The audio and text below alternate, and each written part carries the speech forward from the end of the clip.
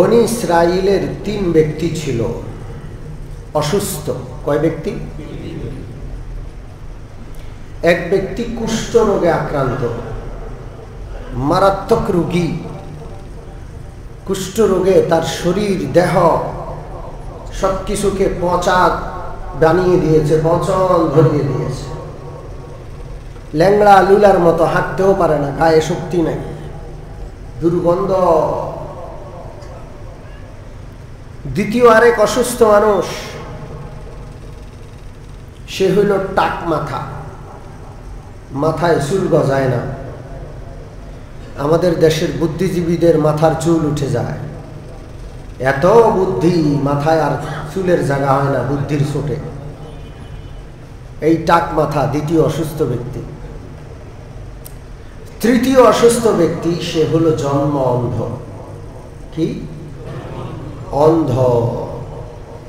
চোখ আল্লাহর মস্ত বড় নেয়ামত। এই চোখ দিয়া পৃথিবী দেখি, পৃথিবীর সৌন্দর্য দেখি, নিজেকে দেখি, বাবা মাকে দেখি। এই চোখ আল্লাহর মস্ত বড় নেয়ামত। যার দুখান চোখ নাই তার জন্য সবকিছুই অন্ধকার। ঠিক না? তো এই 3 অসুস্থ ব্যক্তিকে পরীক্ষা করার জন্য আল্লাহ তাআলা হযরত জিবরিলকে পাঠালেন, অথবা কোন ফেরেশতাকে পাঠালেন।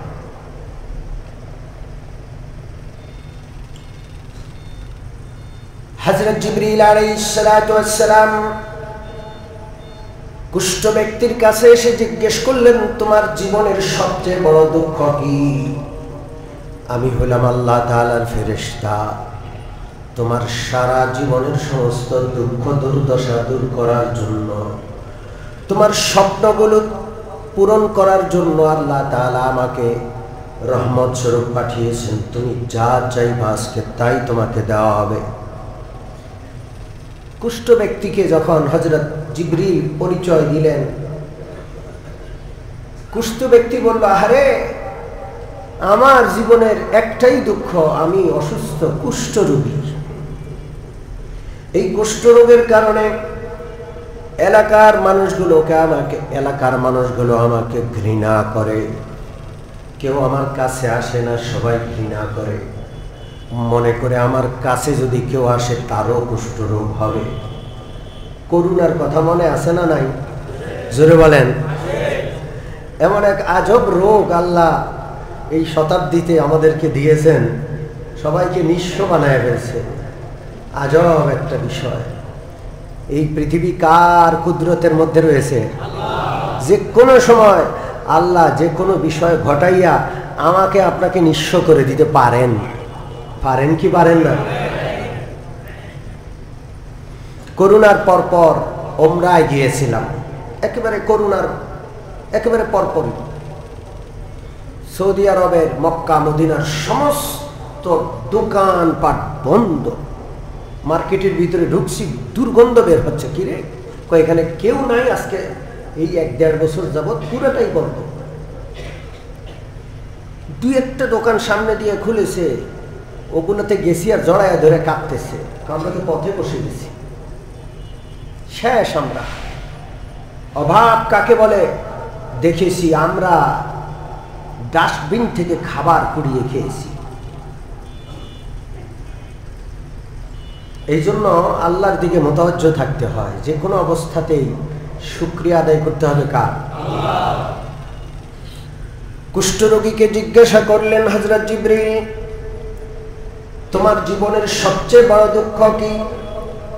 কুষ্ঠরোগী বলে, ওগো আল্লাহর ফেরেশতা, আমার এই কুষ্ঠরোগটাই সবচেয়ে বড় সমস্যা।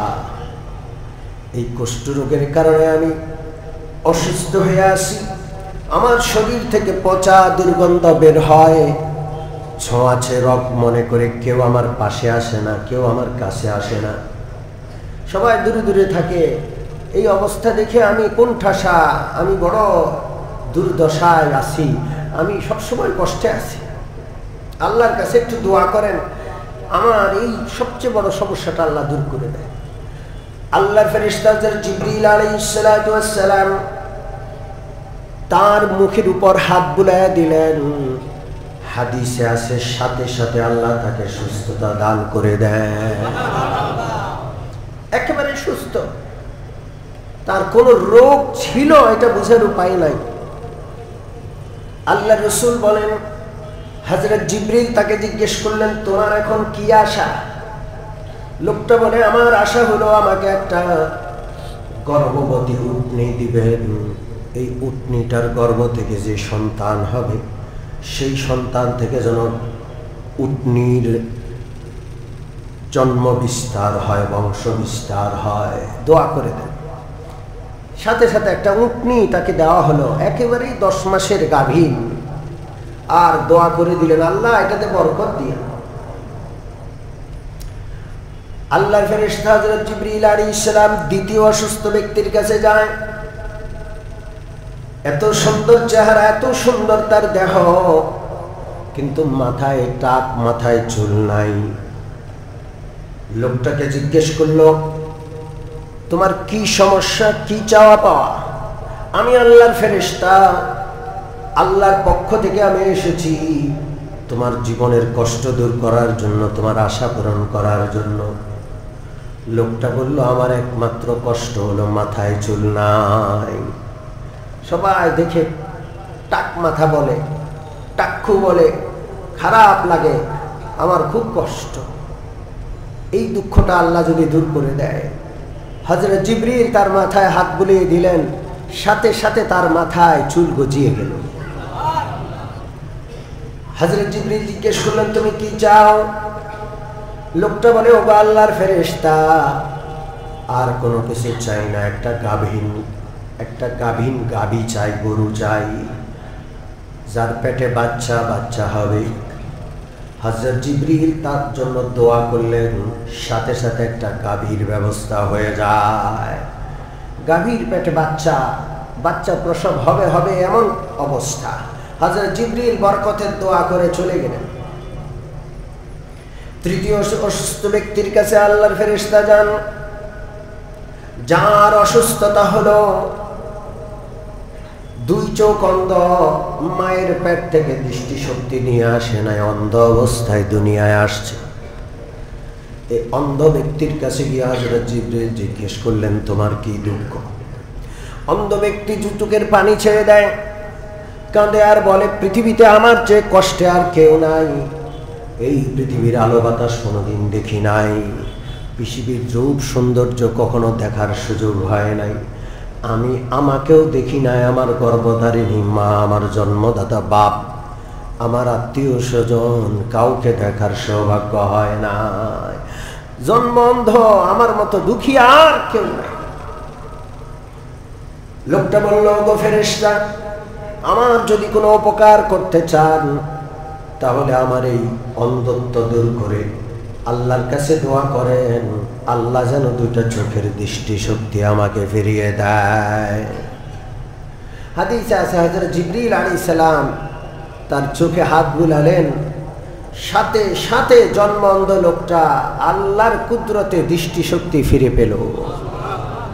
ক্ষমতাকার কাদের কুদরত ধারি হর চাহি আকুনি, কাদের কুদরত দারি हर चाही आकुनी, मुर्दारा तू जान बख्शी जिंदारा बे झाकुनी, मुर्दारा तू जान बख्शी जिंदारा बे झाकुनी। हयात मौत सब किसुर मालिक के अल्लाह। লোকটাকে হযরত জিবরিল জিজ্ঞেস করলেন, তুমি কি চাও? লোকটা বলল, ওগো আল্লাহর রহমতের ফেরেশতা জিবরাইল, দুনিয়ার তেমন কোনো সম্পদ চাই না, একটা ছোট্ট বকরি চাই, গর্ভবতী বকরি, সাগি। এই গর্ভবতী বকরির পেট থেকে যে বাচ্চাগুলো জন্ম নেয় যেন বংশ বিস্তার হয়, বরকত হয়, জন্য দোয়া করে দেন। হযরত জিবরিল একটা 10 মাসের গর্ভবতী বকরির ব্যবস্থা করে দিলেন আর দোয়া করে বিদায় নিলেন। আল্লাহর রহমতি ফেরেশতার দোয়া কবুল হয়ে যায়। আল্লাহ রাব্বুল আলামিন এই 3 অসুস্থ ব্যক্তি যারা সুস্থতা লাভ করলো কুদরতি ভাবে, তাদের উট গাভী আর বকরির বাচ্চার মধ্যে বরকত দান করলেন। কেমন বরকত হলো, কেমন বরকত হলো? হাদিসে আছে যে উটওয়ালার উটে পুরা ময়দান ভরে গেল, যেই দিকে তাকায় দৃষ্টি সীমা পর্যন্ত খালি উট আর উট। গাভীওয়ালার গাভীতে, গাভীর বাচ্চাতে গোটা এলাকা ভরে গেল, যেই দিকে তাকায় দৃষ্টি সীমা পর্যন্ত শুধু গাভী, গরু আর গরু। বকরিওয়ালার বকরিতে আল্লাহ তাআলা এত বরকত দিলেন, বকরিওয়ালার যেই এলাকায় বকরি রেখেছে চতুর্দিকে শুধু বকরি আর বকরি। এখন ওরা অনেক ধনী, অনেক সম্মানী, এলাকায় সবাই তাদের পিছে পিছে ঘুরে। ধনী লোকের পিছে ঘুরার লোকের অভাব আছে? আপনি গরিব মানুষ, একজনও আপনার পিছে নাই, আর একজন পয়সাওয়ালা, হের পিছনে খালি জি হুজুর জি হুজুর। আর রাজনৈতিক নেতৃবৃন্দ আসলে তো আর জি হুজুরের অভাব নাই। মানুষের লজ্জা শরম থাকা দরকার, নিজের আত্মমর্যাদা বোধ থাকা দরকার, ঠিক কি ঠিক না? কারো পিছু পিছু ঘোরা, এটা কি আত্মমর্যাদা বোধ লোকের কাজ? জোরে বলেন। ওটা ব্যক্তিত্বহীন মানুষের কাজ, যে খালি জি হুজুর জি হুজুর করে। আমাদের দেশে জি হুজুর বলনেওয়ালার সংখ্যা অনেক বেশি, ঠিক কি ঠিক না? এই জন্য দেশের দুরবস্থা। এই তিনও লোক বিশাল ধনী, এদের পশুর অভাব নাই, এলাকার সবচেয়ে বড় ধনী, এদের পিছে পিছে মানুষ ঘুরে, নেতৃত্ব অনেকটা এদের হাতে, এদের আর কোনো অভাব নাই, পিছে ফিরে আর তাকাইতে হয় না। দীর্ঘদিন পর আল্লাহ রাব্বুল আলামিন ওই তিনও লোককে আরবার পরীক্ষা করার জন্য হযরত জিবরীল আলাইহিস সালাতু ওয়াস সালামকে পাঠালেন, যাও এদের পরীক্ষা করে আসো। এরা নেয়ামত পাওয়ার পর, সম্পদ পাওয়ার পর, সুস্থতা লাভ করার পর আমি আল্লাহর কথা এদের স্মরণ আছে না ভুলে গেছে? হযরত জিবরীল আলাইহিস সালাম এবার আসলেন, তবে ফেরেশতার শুরুতে নয়, ফেরেশতা পরিচয় ধারণ করে নয়, একজন অসহায়, একজন ভিক্ষুক, একজন মুসাফির, এলোমেলো চুল, ধুলায় ধূসরিত কাপড় পরে মিসকিনের মতো সর্বপ্রথম ওই কুষ্ঠরোগীর বাড়িতে আসছে। আসসালামু আলাইকুম। কুষ্ঠরোগী ফকির দেখে, মিসকিন দেখে, মুসাফির এলোমেলো চুল, ধুলায় ধূসরিত কাপড় দেখে মুসাফিরের দিকে আর তাকায় না, সালামের জবাবও দেয় না। এমন মানুষ আছে না? না, সালামের জবাবও দেয় না, তাকায়ও না, বিরক্ত। গরিব মানুষ দেখে পছন্দ হয় না। গরিবরা হইল দেশের বোঝা, সমাজের বোঝা, এরকম মনে করে, ঠিক কিনা? মনে রাখবেন, গরিবরা, অসহায়, অসুস্থ, প্রতিবন্ধীরা হইল এই পৃথিবীর খুঁটি। আপনারা ডর লাগতেছে কথা? বিশ্বাস হয় না? এই পৃথিবীতে আল্লাহ রিজিক দেন গরিবদের উসিলায়, রিজিক দেন অসুস্থদের উসিলায়, ধনী মানুষরা রিজিক পায় প্রতিবন্ধীদের উসিলায়, ধনী মানুষরা রিজিক পায় ছোট্ট নাবালেক শিশুদের উসিলায়, অসহায় মহিলাদের উসিলায়। নাফরমান যদি হয় ধনী, আল্লাহর বড় ঘৃণিত। ধনী যদি আল্লাহ তাআলার ফরমাবরদার হয়, নামাজি হয়, সবসময় মনের মধ্যে আল্লাহর মুখাপেক্ষিতা, সে আল্লাহর কাছে মুখাপেক্ষিতা মনে রাখে যে আমি তো একজন চাকর, আমি তো একজন খুব সাধারণ মানুষ, এগুলোর চৌকিদার, আল্লাহ আমার এগুলোর জন্য আমানত হিসেবে এগুলো আমাকে দিয়েছেন, এটা যদি মনে করে তাহলে সে আল্লাহর প্রিয়। কিন্তু অহংকারী যদি হয়, গরিবকে ঘৃণাকারী যদি হয়, তাহলে ও আল্লাহর সবচেয়ে ঘৃণিত ব্যক্তি, ঠিক কিনা?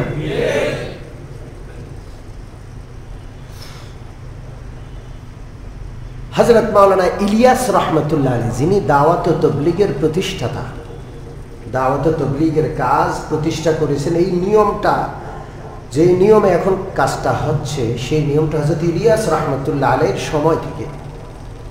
তিনি এক পা খোঁড়া ছিলেন, এক পা একটু কি করতেন, খোঁড়ায় চলতেন। খোঁড়ানো বুঝেন? হাঁটতে একটু কি হয়ে যেতেন। এই আল্লাহর খোঁড়া বান্দাকে দিয়ে আল্লাহ সারা দুনিয়া নাড়াইয়া দিছে, আলহামদুলিল্লাহ। কি না পারে আল্লাহ? তেমন কোনো কাজকর্ম নাই, সারাদিন খালি আহারে উম্মতের কি হবে, আহারে উম্মতের কি হবে?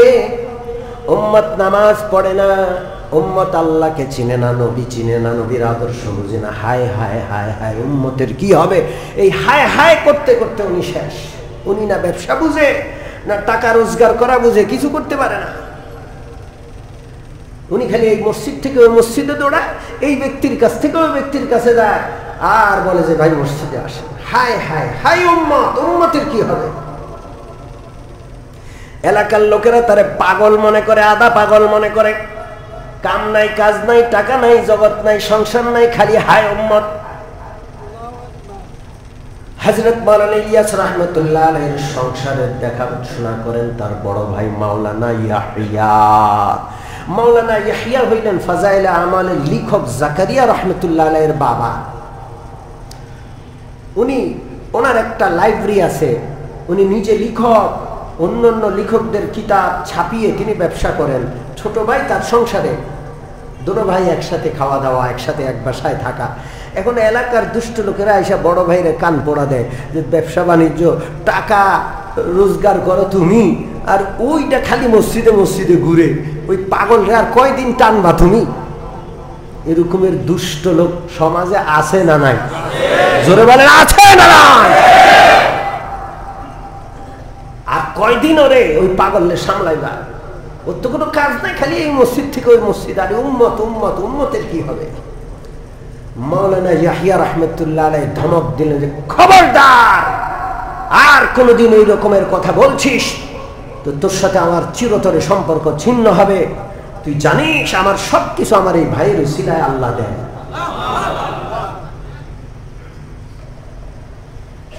এই জন্য আপনার পরিবারে কোনো অসুস্থ মানুষ, কোনো বিধবা বোন, বিধবা মেয়ে, স্বামী পরিত্যক্তা বোন, কোনো অসুস্থ, এর কারণে আপনি দুশ্চিন্তা করবেন না, মনে করবেন যে আল্লাহ এর উসিলায় আমাকে দিবেন ইনশাআল্লাহ।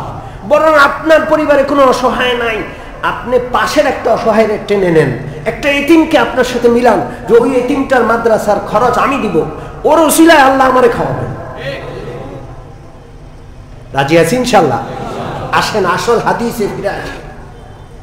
হযরত জিবরিল আলাইহিস সালাতু ওয়াস সালাম কুষ্ঠরোগীকে সালাম করলেন।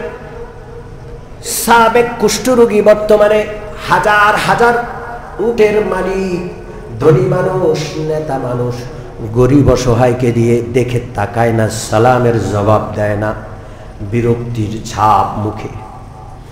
এই লোকটা দেখি নির্ভয়, মুসাফির হইলে কি হবে, ফটফট ফটফট করে হেঁটে সামনে চলে আসছে, আর কয় সালাম দিছি, মনে হয় শুনেন নাই, আবার সালাম দিচ্ছি, আসসালামু আলাইকুম। এই লোক তো কাইবা উঠছে, কয় কি রে, কি ব্যাপার? হ্যাঁ সালাম দিছি, আপনি আমারও মনে হয় চিনেন নাই, আমি আপনার বহু আগে থেকে চিনি। একসময় আপনি কুষ্ঠ ছিলেন, গায়ের থেকে পচা গন্ধ বের হইতো, এর চেহারা কালো বেশ। কয় কি রে, একসময় আপনি গরিব ছিলেন, টাকা পয়সা ছিল না, বড় দুঃখী ছিলেন। চুপ! আমি কখনো কুষ্ঠরোগী ছিলাম না, কখনো আমি অসুস্থ ছিলাম না, সব সময় আমি এমনই ছিলাম যেমন এখন আছি। আমার টাকা পয়সার অভাব কখনোই ছিল না। কয় না আপনার মনে না, আপনি ভুলে গেছেন। কয় না তুই বেশি বুঝোস আমার চেয়ে। আমি আসছি আপনাকে স্মরণ করানোর জন্য। আপনি অসুস্থ ছিলেন, আল্লাহ আজকে আপনাকে সুস্থ করেছেন। অভাবী ছিলেন, আজকে আপনি আল্লাহ তাআলা আপনাকে ধনী বানিয়েছেন। আমি মুসাফির, বড় অভাবে পড়ে আপনার কাছে আসছি। আল্লাহ যেমন আহসিন কামা আহসানাল্লাহু ইলাইক, আল্লাহ যেমন আপনার প্রতি দয়া করেছেন, আপনি একটু আমার প্রতি দয়া করেন, আমাকে একটু আপনার মুখগুলো থেকে কয়েকটা মুখ দেন। ও ধমকায় বের করে দিচ্ছে, যা বেরে যা, তুই আমাকে অপমান করতে আসছিস। আমি কখনো অভাবী ছিলাম না, আর তুই আমাকে সম্মান দিয়ে কথা বলতে, আমি নাইলে কিছু চিন্তা ভাবনা করতাম। তুই প্রথমে আইসাই কথা আমি কুষ্ঠ ছিলাম, আমি অভাবী ছিলাম, বেরে যা, তোরে কিচ্ছু দিব না। আমি সবসময় ধনী ছিলাম, সবসময় সুস্থ ছিলাম। ওই অভাবী মুসাফির সুরতে আসা হযরত জিবরিল অপমানিত হয়ে বের হয়ে যান আর দোয়া করেন, আল্লাহ এই লোকটা যদি মিথ্যা বলে থাকে, আল্লাহ তারা আগের মতো বানায়া দাও। এই লোকটা যদি মিথ্যা বলে থাকে, তাহলে কি করে দেন? আগের মতো বানায় দেন। এই কথা বলে চলে যায়। দ্বিতীয় ব্যক্তির কাছে যায়, টাক মাথা, আসসালামু আলাইকুম সালাম দিয়ে একবারে গড়গড় করে কাছে এসে যায়। এই তো চোখটা বড় করে রাখা, তাকায় রয়েছে যে কি ব্যাপার, এত কাছে এসে গেছে। হ্যাঁ আপনি আমারে চিনেন না? আমি তো চিনি, এই জন্য আমি তাড়াতাড়ি চলে আসছি। কি হয়েছে? আপনি একসময় টাক ছিলেন, এত সুন্দর মাথার চুল, এখন আগে এক সময় মাথায় কি ছিল না? চুল ছিল না, টাক ছিল। আপনার দুঃখ কষ্টের শেষ ছিল না, অভাবী ছিলেন, মানুষ আপনাকে ঘৃণাইতো। আল্লাহ আপনাকে টাক মাথায় চুল গজায় দিছে। আল্লাহ আপনাকে আজকে গরুর মালিক বানাইছে, অসংখ্য গরু আপনার। আমি মুসাফের, আমার 2-4টা গরু দেন, আমি অভাবী। তুই আমারে অপমান করলি? আমি কখনো টাক ছিলাম না, কখনো অভাবী ছিলাম না। এই সমস্ত গরু এগুলো আমার বহু আগে থেকে ছিল, আমি সুস্থ, বেরিয়ে যা, তোরে দিব না। মানবরূপী হযরত জিবরাইল বের হয়ে যান।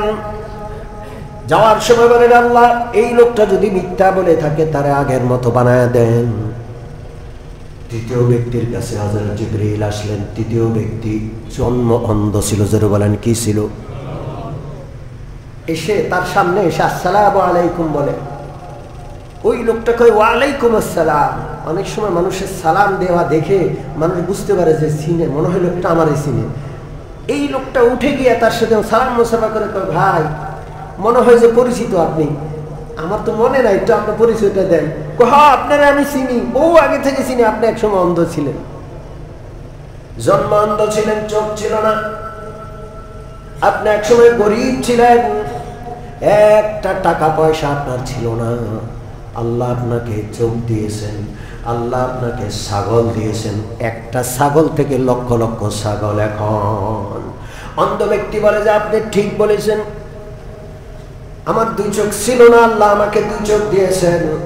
আসমান জমিন আল্লাহর সৃষ্টি, এখন দেখতে পাই, আলো বাতাস দেখতে পাই। আমার চোখ ছিল না, আমার মনে আছে। আমি অভাবী ছিলাম, সেটাও মনে আছে। আল্লাহ আমাকে এখন সম্পদ দিয়েছেন, আমি আপনার কি খেদমত করব? আমি মুসাফির, আমার সামান্য সম্পদ হইলে আমি একটু চলতে পারতাম।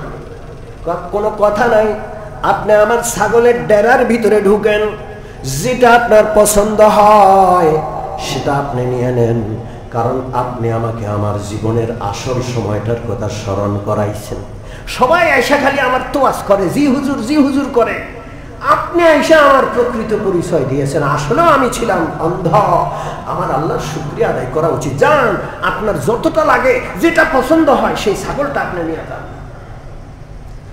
আল্লাহর ফেরেশতা জিবরিল পরিচয় দিলেন যে দেখো আমি কোনো অভাবী লোক নই, আমি হইলাম ওই ফেরেশতা, যেই ফেরেশতা আল্লাহর পক্ষ থেকে তোমার কাছে এসে তোমার চোখে হাত বুলিয়েছিল, তুমি চক্ষু পেয়েছো।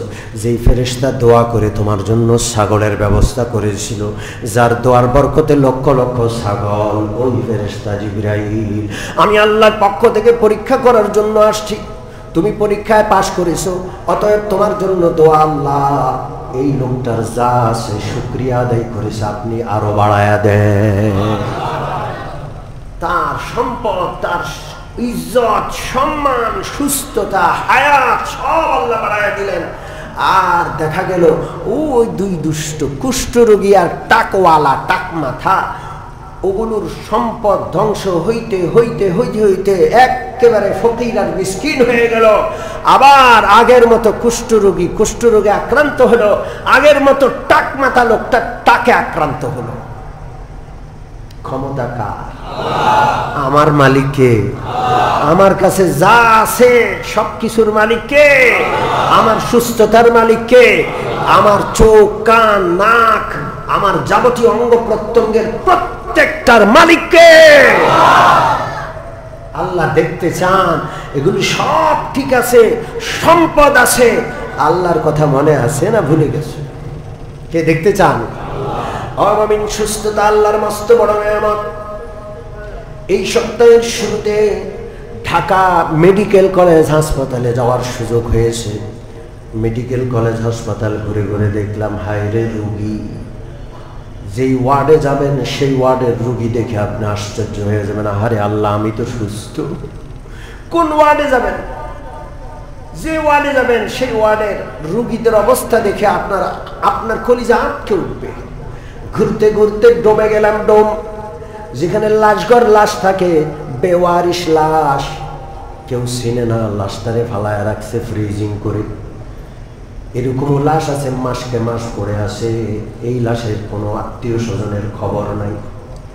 এরপরে গেলাম যেখানে পোস্টমর্টম করে, চেহারার উপর থেকে কাপড় উল্টায়া দেখলাম, আহারে আমার মতোই তো একটা মানুষ, হয়তো 2 দিন আগে জীবিত ছিল, আজকে তার মৃত্যুর কারণে এই লাশ ঘরে পড়ে আছে, এক্ষুনি তার এই থুতনি থেকে নাভি পর্যন্ত পোঁছায়া কেটে ফেলা হবে, মাথাটার খুলিকে হাতুড়ি দিয়ে পিঠে খুলে ফেলা হবে, মগজটা নিয়ে সেখান থেকে দেখা হবে যে এই লোকটার অস্বাভাবিক মৃত্যুটা কেন হলো। আমি আপনি সুস্থ আছি, ঠিক কি ঠিক না? আহা, শুকরিয়া আদায় করবো ইনশাল্লাহ। মাঝে মাঝে যেমন কবরস্থানে যাইতে হয় দুনিয়ার মোহ কাটানোর জন্য, মাঝে মাঝে হসপিটালেও যাওয়া দরকার অসুস্থ লোকদেরকে দেখে শুকরিয়া আদায় করার জন্য। রাজি আছি ইনশাল্লাহ? মাঝে মাঝে পথে ঘাটে বের হয়ে নেই, দরিদ্র অসহায় লোকদেরকে দান করব, বুকে জড়ায় ধরবো, সালাম দিব, মুসাফা করবো। আল্লাহ তাআলা তার জায়গায় আমারও ভিক্ষার থালা নিয়ে বসায় দিতে পারেন কি পারেন না?